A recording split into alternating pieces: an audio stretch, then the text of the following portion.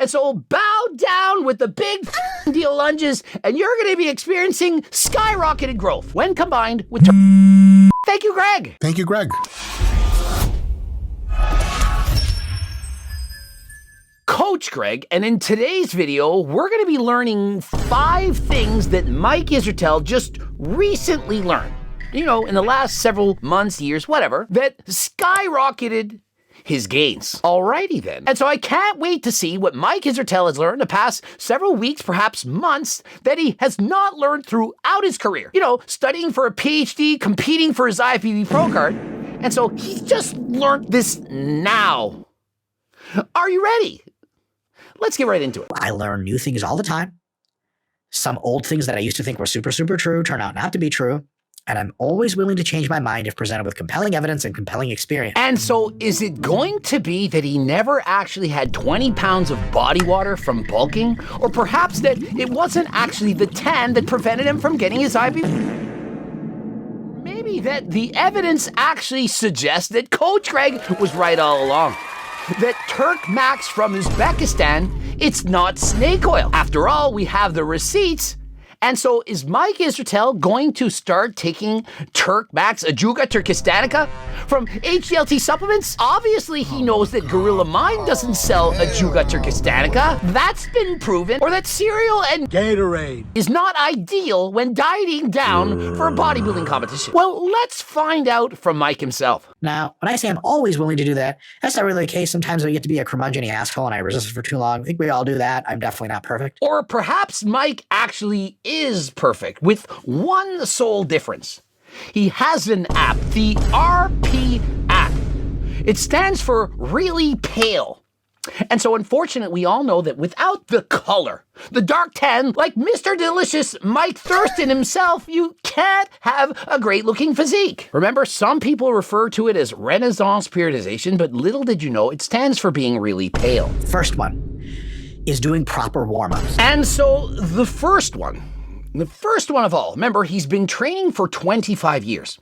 A PhD he received over 12 years ago. And so since earning his doctorate, his PhD, in the past several weeks and or months recently, he's discovered that you have to warm up. Now, I personally knew this in high school. It took me a couple of months to understand. But for Mike, it discovered the benefits of doing a warm-up at the age of 40. Prior to this time, he didn't know you needed to warm up. And so this is groundbreaking news. Almost perhaps as groundbreaking as discovering that there's actually testosterone in... And so he's now discovered that you should warm up before training.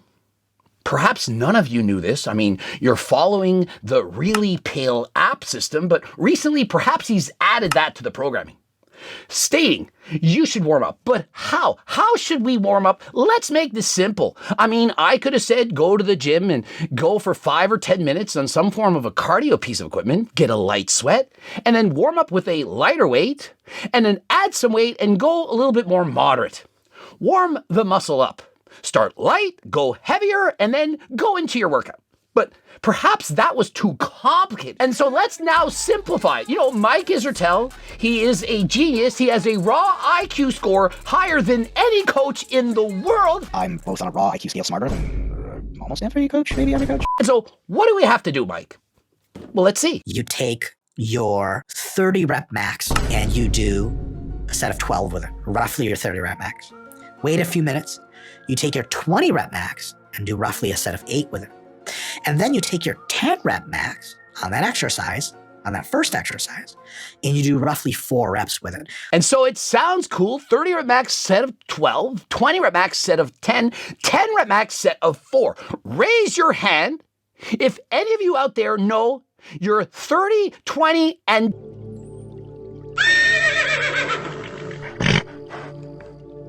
I don't. I know more about my maxes than almost anyone. I do not. What about for bicep curls, side laterals, shoulder press, calf raises? Do you know what your 30 rep max is for any of this? And so what shall we do? Are we going to now go to the gym and rep out? Hey, put on a weight and see how many reps can we get for 30? Oh, I got 40. I guess it's too heavy. And next time, go for 30. Does this sound practical to you? In comparison, Coach Greg, he likes to simplify things, was a school teacher, have practical experience in the real world. I'd say warm up with the weight that you find very light. Do a set of 12 to 15. Something that feels easy. And on the next set, add more weight, do a set of 8 to 10. How much weight? It should feel moderate. Should feel pretty easy, but it should feel harder than the previous set, but not so hard that you gas out. You want to do another warm-up set? Put a bit heavier weight and now do 4 or 5 reps. How hard? Moderate. You should feel like you have plenty of reps in the tank, not enough to slow you down. How many of you understood that? And so in comparison, if you were to bring somebody into the gym, perhaps they're a newbie. Most people following the RP app, they probably are limited in their experiences. I highly doubt IFBB pros are going to be using this app. Last I checked, Samson Dota and other Mr. Olympia competitors, they're not buying the app. It's mostly done for beginners. And so if you're a beginner, which explanation did you like better? Mine or Mike Israetel, who just now discovered that it's important to... You don't have to do this before every exercise. After the first exercise, especially in a muscle group, you can just do one set of 8 with your 20 RM. Before the next exercise, get the groove for it, and then you're good to go. And remember, may I remind you, these tips skyrocketed his gains. And so when I hear skyrocket his gains, I was thinking he was referring to... But lo and behold, it's properly warming up. And so it took Mike 25 years. Despite supreme intelligence, 25 years to learn this. To me, this is basic. Elementary, if you will. And so how can he be this smart, but require 25 years to learn how to warm up? A lot of times we come into the gym and we're like, I had to warm up, and then I have to start warming up for my specific exercise and go. What you can do is just keep the hoodie on, start warming up 12-8-4 for that first exercise. And so Mike says, look, you don't really need to actually do a cardiovascular warm-up. You can use the principle of specificity and warm up the actual muscles that you're going to be using. Of course you can. He's saying, go into the gym, keep the hoodie up, and go through your lighter exercise and warm up by doing that. I think everyone knew this.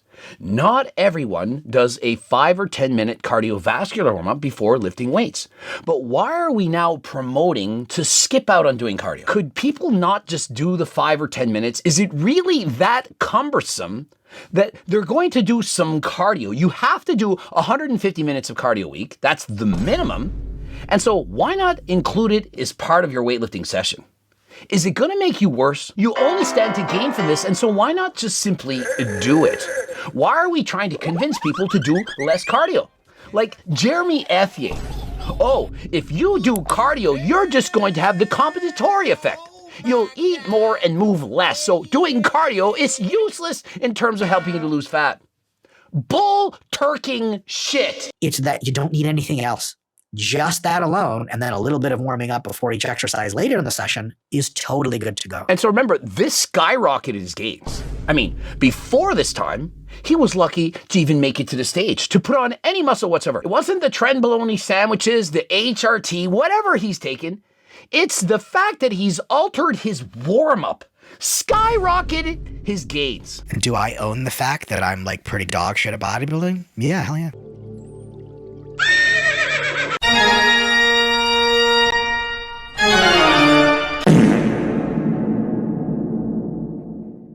Because, we don't all have infinite time to be at the gym. And if you think that you need a 30-minute warm-up before every gym session... Yeah, we don't have infinite time to be at the gym. And so if you think you need 30 minutes to warm up, no one thought that, Mike. Not a single person thought you needed to do a 30-minute warm-up to start lifting weights. Nobody. Nada. Zero. Zilch. Nobody. Tu ne dis pas la vérité. Next. Long length partials is showing an increasing number of studies, now pretty incontrovertible, that show that the bottom half or so of a movement at that long length of the muscle, at that stretch, tends to grow a lot of muscle. I think that's a great way to do your exercise. Perhaps start with full range of motion, and when you fatigue, when you're tired, You go halfway up. There's nothing wrong with that. And so this, I do in fact believe that Mike Israetel is on point. He's stating that you can do long-range partials and make gains from this, perhaps even better gains. And so why not incorporate it into your workout? Number 3, Myoreps. Myoreps is when you do like 10 to 20 regular reps in a regular set and you put the implement down, the cable, the bar, the dumbbells, whatever. You rest several seconds, often as few as 2 to 3, and sometimes as long as 5 to 10. And then you do another set of probably about 5 to 10 reps. Immediately no. Now, here's the thing. It sounds good on paper. You do a set of 10 to 20 reps, you put the weight down, you rest 3, 5, maybe even as many as 10 seconds, and you repeat the exercise and you then do 5 to 10 reps. Put the weight down, rest 5 to 10 seconds, and do it again. And again, and again, and again. Perhaps your set is now 50 reps in total. And so you're lifting a very heavy weight, producing a lot of mechanical tension, and you're doing so near failure. Imagine 5 sets of this with 5 to 10 reps at near your maximum lift. The problem with this is it's impossible. You can't actually do it. Now, I'm not making this shit up. I actually went and tested it. I was doing sets of 10, rested for 10 seconds, thought, well, let's see how many reps I could get. 1, possibly 2. Couldn't do sets of 5. Wasn't even close, not possible. And so unless you're training like a pussy cat, you can't do this. And if you are capable of doing it, it means you're training half-assed.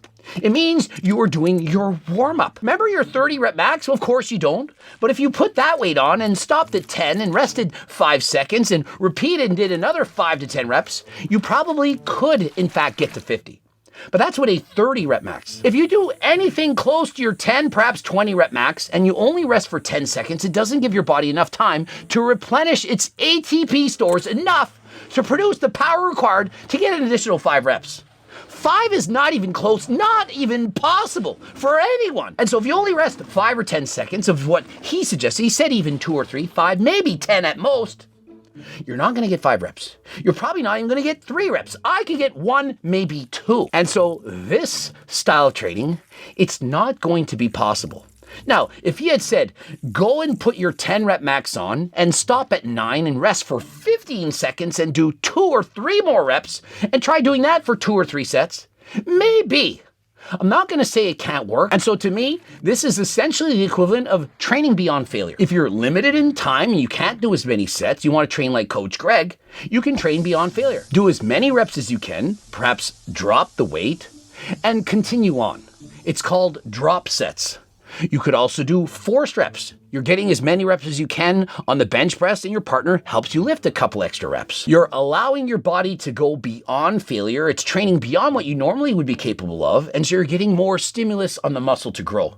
You don't need to do 10 or 20 sets like this. 1 or 2, it's plenty. And so if you're limited on time, remember Mike is saying you don't have to warm up for 30 minutes as if anyone did that. And so if you hardly have any time whatsoever, you could do these sets beyond failure and do, for example, a chest press, go beyond failure, rest for a minute and do some lat pull downs. Go back and forth. Agonist to antagonistic training.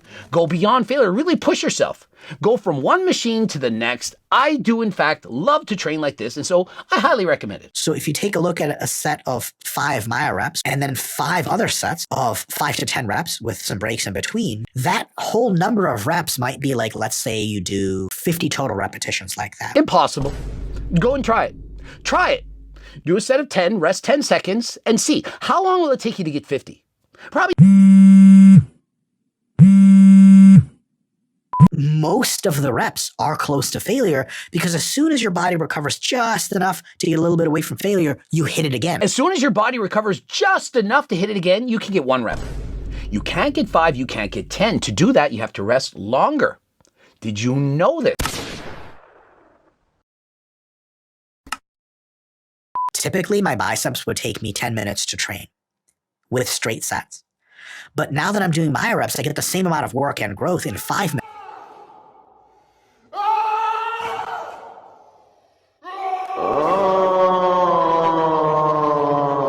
If you're doing your biceps workout in 10 minutes, you don't need to make it any faster. You're already training very fast as it is. 10 minutes? Who's all training biceps in under 10 minutes? Our RPI hypertrophy app, by the way, actually allows you to program Myoreps and a more advanced form of Myoreps called Myorep Match, which you can read all about in the app. It's super. And so the Really Pale app, it allows you to do all of this. Highly recommend you go and purchase the Really Pale app.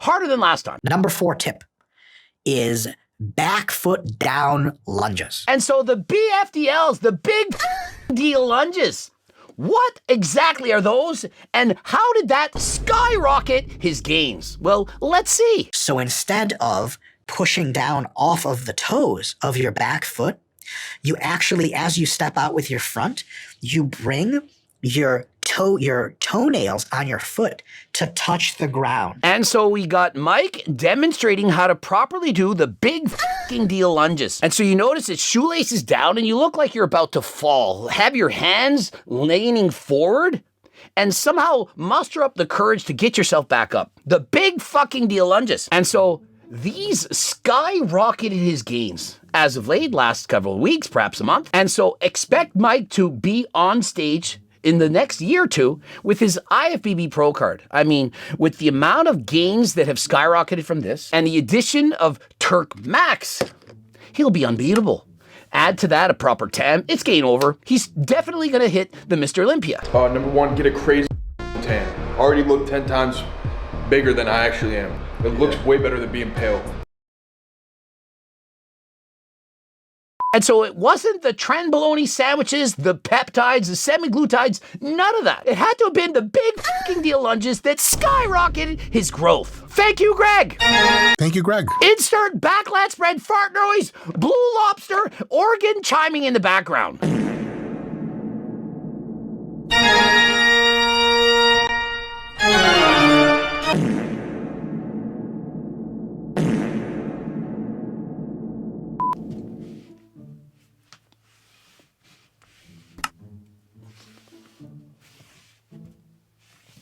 And so bow down with the big deal lunges, and you're going to be experiencing skyrocketed growth when combined with... Thank you, Greg. Thank you, Greg. It's instead of bringing your foot down like this at the bottom, you bring your foot down that way, you touch your shoelaces to the ground gently and come back up. It can be a big deal. And not just a big deal, a big fucking deal. These lunges, after all, they're big deal lunges. Lastly, tip number 5. High frequency training for faster recovering muscles. I used to think that training a muscle group more than twice a week was insane because it would never recover. And so point number 5 is that you can train your muscles more than once or twice a week. Now, if your muscles are recovering, and what have I always said? I go by muscle soreness. Many people know you can't go by soreness. If you're sore, you need to go easier than last time. If you don't feel that you train your muscles, you probably could have gone harder. And so that is your window, the point of reference of which you should be allowing all your training to fall into. Train too hard, you get sore, you may need an extra day off. Train too easy, you're not sore, you can train a day earlier. And so if you're not sore, why not train more often? If I don't do as much volume, I don't push as hard, I could perhaps train my body 3 times a week. If I'm training harder, twice a week. Remember, I train a full body split. And so I can easily go into the gym and train my chest, shoulders, triceps, quads, and so on 3 times per week, so long as I'm not overtraining. But if I push too hard, train too hard, I have to take an extra day off. There's no ifs, ands, or buts. Lastly, I want to know about your guys' experience in the comments. What did you learn recently that you incorporated into your training that you think is a big deal? And so Mike wants to know now what I have learned. Well, let me summarize it like this. I learned that going to the gym just twice a week for me rather than 6 times a week, training my full body each workout, give me at least 80% of the gains as if I'm training every single day, 6 or 7 days a week. I've also learned that if you incorporate the T-plug stack, that's Geo2 Max and Ajuga Turkistanica Turk Max, the one with turkesterone smuggled in from Uzbekistan, that it's going to accelerate your gains. Have you seen what it's done to the Blue Lobster? Both were the same size. This lobster had their turkesterone. Look at the difference. And I think it's important to mention this, that if you go from training 6 days a week to 2, But during those other 4 days, you add in a 10, you'll have a better physique than if you trained 6 days a week and were pale. And so, ladies, men, don't forget the importance of having a proper tan. Mike Thurston, without a tan, he wouldn't look good. No tan, no one's looking twice. But with the proper tan, it's highly underrated. It's important to tan more than last time, but remember, we don't want you to get skin cancer, and so it's recommended that you use a spray tan, but not from any company. You've seen what it did to Mike Israetel. They under-tanned the living crap out of me. And so please source your proper tanning better than last time. You all thought it was about performance-enhancing drugs. It's not. It's about having a proper